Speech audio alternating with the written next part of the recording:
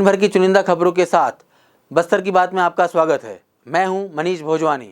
देश भर में 18 से अधिक आयु वर्ग के लोगों के लिए टीकाकरण चल रहा है। आप सबसे निवेदन है कि टीका जरूर लगवाएं। घर और बाहर सैनिटाइजर का प्रयोग करना न भूलें। इन बातों के साथ आइए बढ़ते हैं आज की हेडलाइंस की ओर।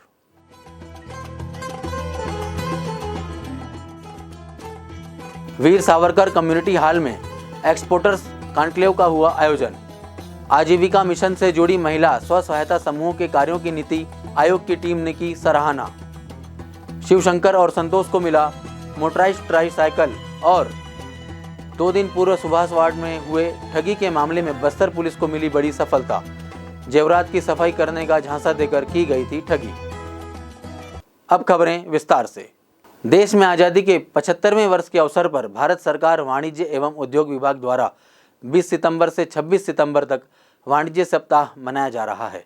इसी कड़ी में छत्तीसगढ़ शासन वाणिज्य एवं उद्योग विभाग मंत्रालय के निर्देशानुसार जिले में 1 दिवसीय एक्सपोर्टर्स कॉन्क्लेव का आयोजन 24 सितंबर को दोपहर 12 बजे से वीर सावरकर भवन में किया गया।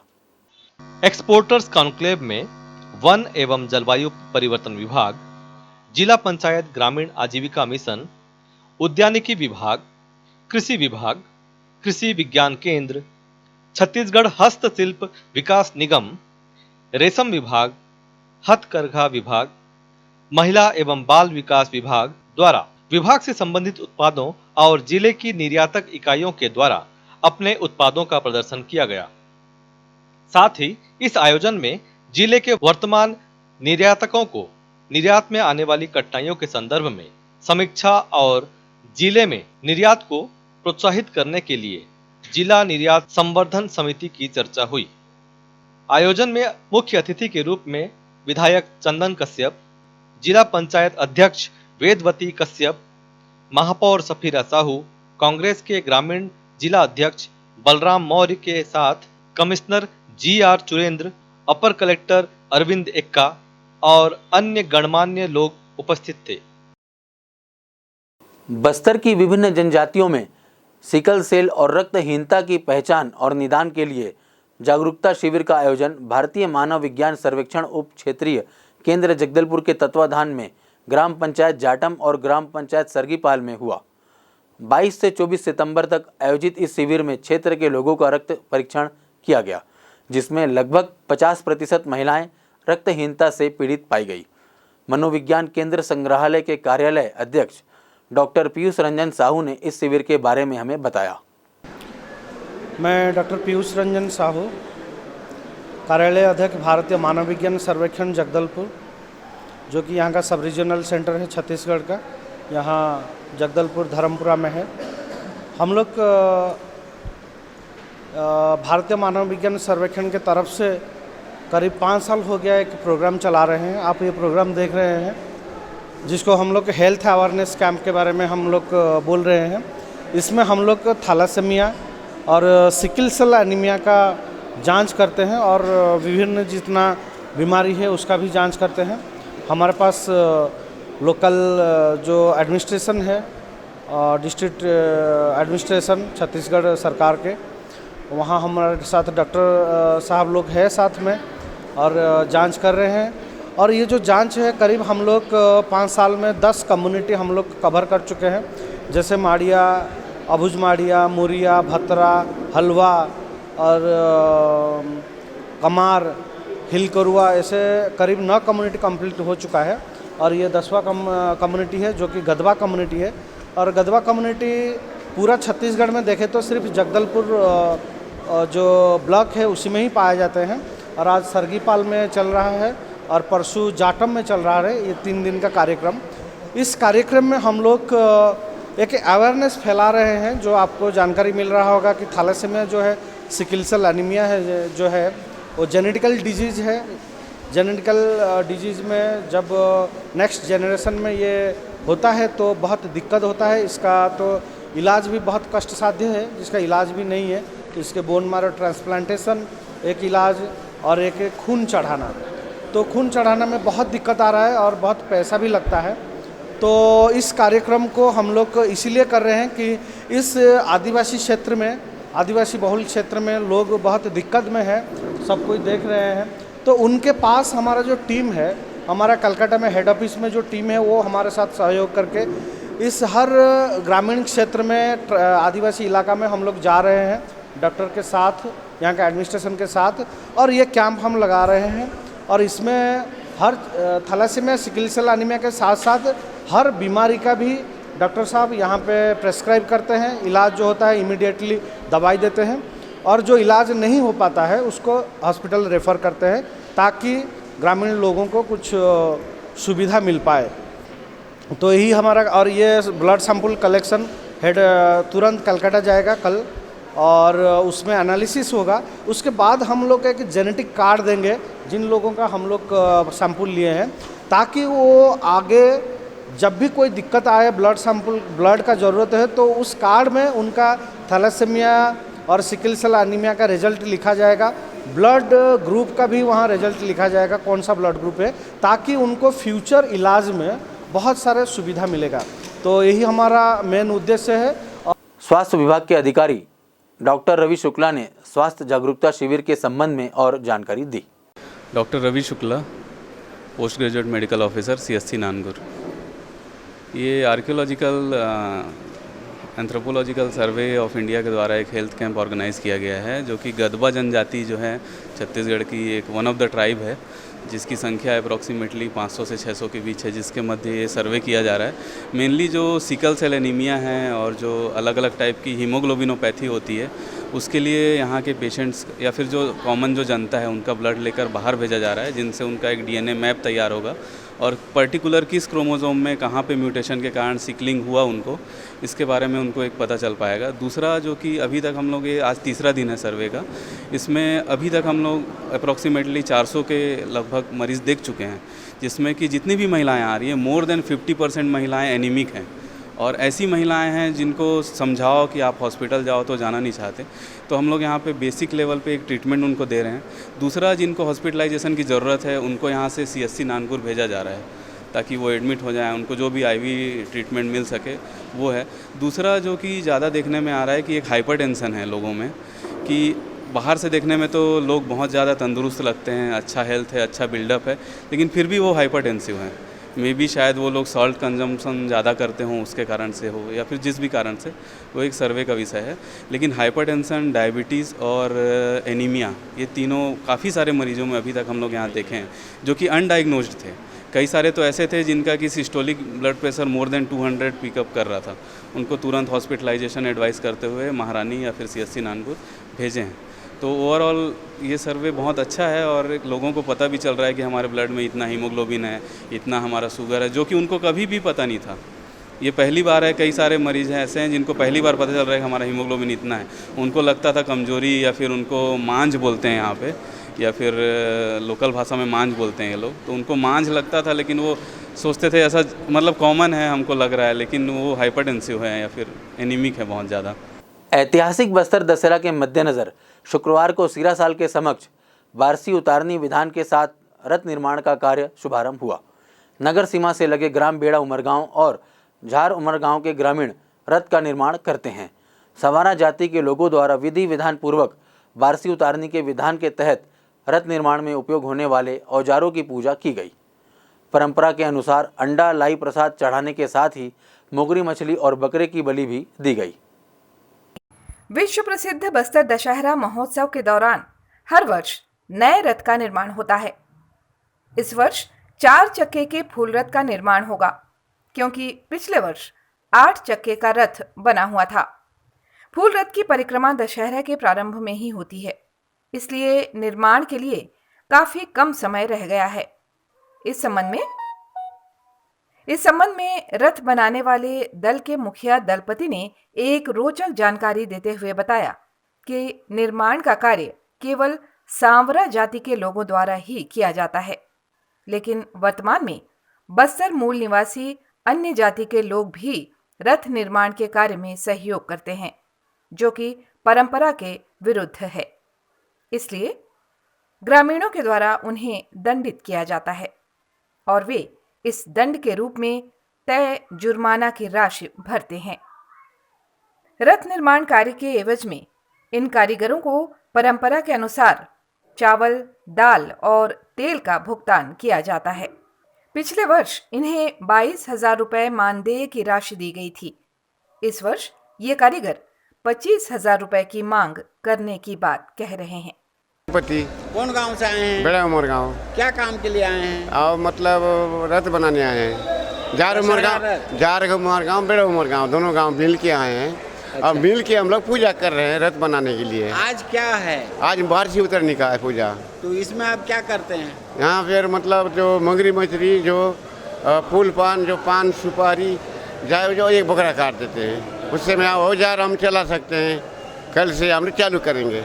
कल से रथ बनाने का काम शुरू हो जाएगा? कल अभी चला दिए मैंने, कल से चालू होगा। अच्छा, तो कितना दिन लगेगा रथ बनाने में? मतलब उसको टाइम नहीं दे सकते सर। ऐसा? हाँ, फिर तो भी हफ्ता में बनेगा तो नहीं मतलब इस साल कौन सा रथ बना रहे हैं आप? मतलब फूल रथ है सर। तो कब चलेगा सामने फूल वाला रथ? है, सामने वाला है, हाँ, सामने वाला तो इसको इसके लिए तो ज्यादा दिन नहीं बचा है। नहीं 8-10 दिन मतलब हाँ, ऐसे हम दे सकते हैं। वही बात कितने है। लोग आए हैं फूल रथ बनाने? अभी टोटल नहीं सकते हैं सर, पूरा आदमी नहीं पहुँचे अभी, तो कम से कम 35-40 जना हैं अभी। अच्छा, फूल कितने आते हैं? फुल मतलब नियम तो है 150 का आदमी है, 150 का मतलब परंपरा से है, लेकिन आधा आते हैं आधा भी नहीं आते हैं। बस समझो मतलब परंपरा नहीं छोड़ेंगे और उसको परंपरा को हम लोग नहीं टूटा सकते हैं। तो आपको रथ बनाने के एवज में क्या मिलता है?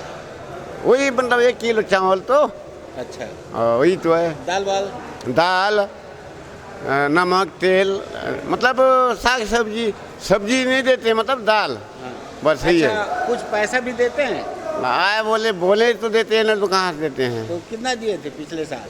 पिछले साल में मतलब मैं बोला तब तो दिए 22,000 मांगा।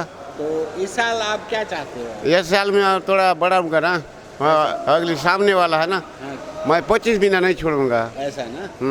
तो ये पैसे को आप लोग सब बांटते हैं आपस में? हाँ, जगह के मतलब बोलते हैं ना, जो भी ना जो दुनिया जात का रहते हैं ना आके बनाते हैं ना। मेरे तो मैं सौरा लोग हैं, सौरा जात का है, लेकिन तो इतना महाराज संघ का है, ऐसा खिलाया पिलाया नहीं उपयोग को जितना भी ले गया है ना, जितना भी ले गया है ना, तुम लोग जितना संग खिलाया क्योंकि तेरे को पानी थोड़ा एक करना पड़ेगा बोलते हैं ना। एक बात और बताइए आप, हाँ। रथ बनाने के लिए लोहार का भी जरूरत पड़ता है। लोहार का लोहार किस गांव से आता है? लोहार टीका मेटा का। अच्छा, और जो रथ के ऊपर लोहार करते हैं ना, सियाड़ पत्री का जो सियार वाले जो वो होते हैं ना, मंगरापाल चोलनार। अच्छा, मोगरापाल और चोलनार। और सिंगार वाला क्या, सिंगार वाला लाड़ी बनाने वाला मंगरापाल चोलनार का है। वक्त हो चला एक छोटे से ब्रेक का। ब्रेक के बाद मिलते हैं और खबरों के साथ।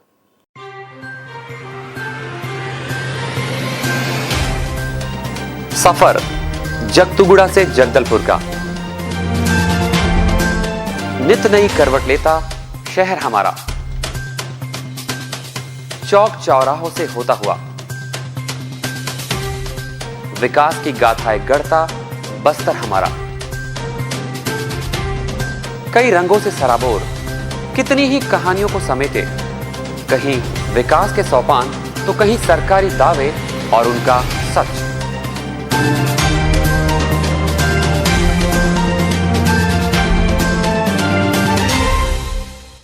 आतंक से दहलते जंगल, जमीन और जीवन,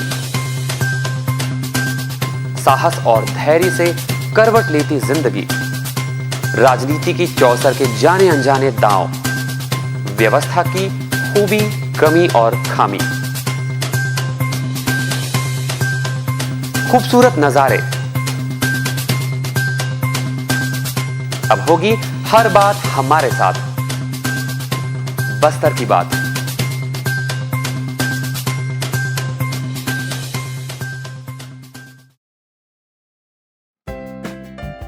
देश की जानी मानी इंटरनेट प्रोवाइडर कंपनी रेलटेल अब अपने शहर जगदलपुर में उपलब्ध। केबल टीवी और ब्रॉडबैंड पाइए एक साथ, बेहतर सर्विस, शानदार गुणवत्ता, हमेशा एक जैसी स्पीड यानी 100 Mbps। लॉन्चिंग अवसर पर पाइए विशेष छूट, राज्य के शासकीय कर्मचारियों हेतु 10% की छूट, साथ ही रेलवे कर्मचारियों के लिए विशेष छूट का प्रावधान।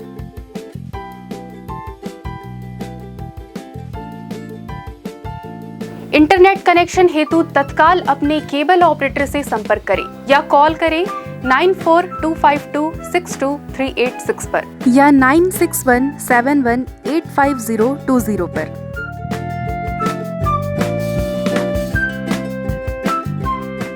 ब्रेक के बाद आपका स्वागत है बस्तर की बात में। आइए चलते हैं खबरों की ओर।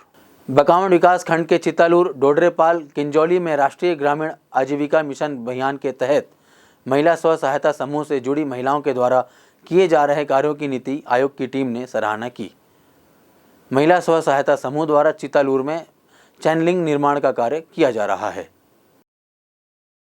समूह की आजीविका गतिविधि का अवलोकन करते हुए चैन लिंक निर्माण के लिए आवश्यक संसाधन की व्यवस्था और तैयार उत्पाद की बिक्री के लिए नीति आयोग की टीम ने मार्केट की जानकारी ली। चैन लिंक निर्माण में लगे समूह की महिलाओं की कार्यशैली को देखते हुए नीति आयोग की प्रतिनिधि प्रीति स्याल ने कहा कि महिलाएं स्वावलंबी और उद्यमी बन रही हैं। इसके बाद नीति आयोग की टीम ने ढोडरेपाल गौठान में महिला समूह द्वारा उद्यान विभाग के समन्वय से पपीता बाड़ी, केला बाड़ी, गेंदा फूल, साग सब्जी और बर्मी कंपोस्ट निर्माण की आजीविका गतिविधि को देखा और समूह के सदस्यों से उन्होंने चर्चा भी की। इस गतिविधि से उत्पाद और आय की भी उन्होंने जानकारी ली। साथ ही ग्राम किंजोली में वनधन विकास केंद्र में वनोपज से संबंधित विपणन और प्रसंस्करण कार्य में लगे वर्षा समूह से वनोपज की खरीदी और समूह के आय के संसाधनों के संबंध में भी उन्होंने चर्चा की। शहर के 2 दिव्यांग को कलेक्टर रजत बंसल ने कलेक्टर कार्यालय परिसर में निःशुल्क मोटराइज्ड ट्राईसाइकिल योजना के तहत ट्राईसाइकिल का वितरण किया।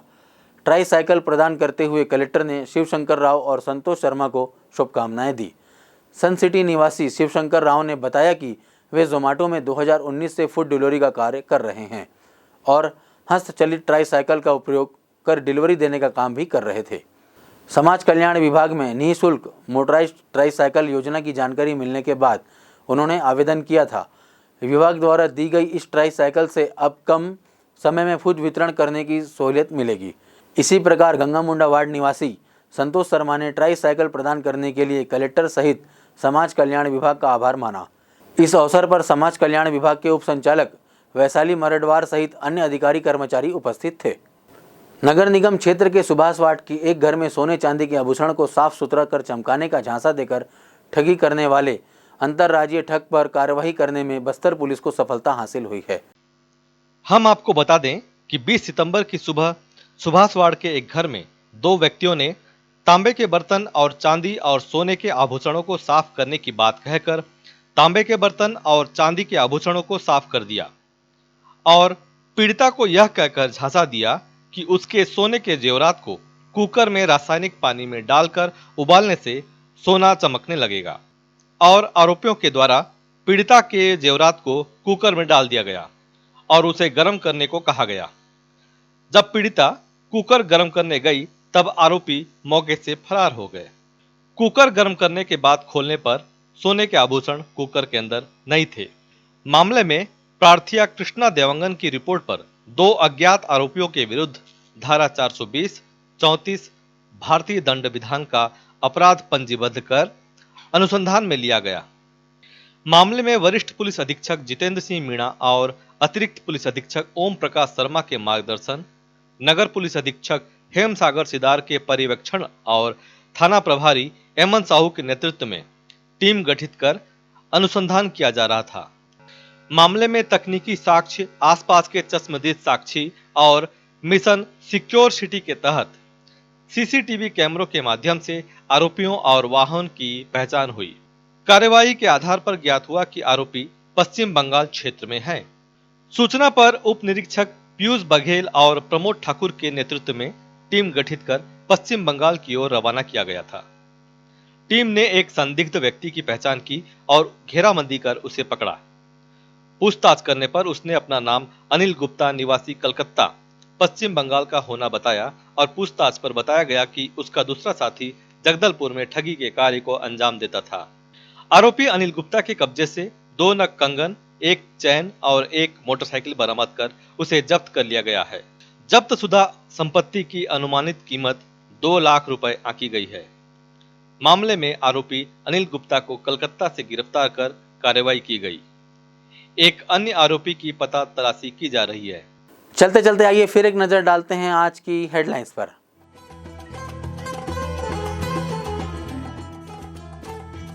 वीर सावरकर कम्युनिटी हॉल में एक्सपोर्टर्स कॉन्क्लेव का हुआ आयोजन। आजीविका मिशन से जुड़ी महिला स्व सहायता समूहों के कार्यों की नीति आयोग की टीम ने की सराहना।